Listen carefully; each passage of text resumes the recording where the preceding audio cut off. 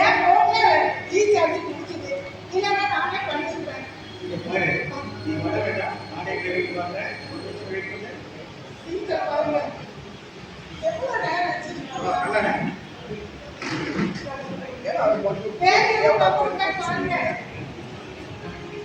யார் இருக்கீங்க?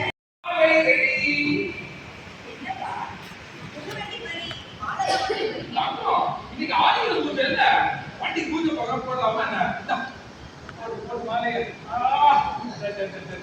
அழகா இருக்கு.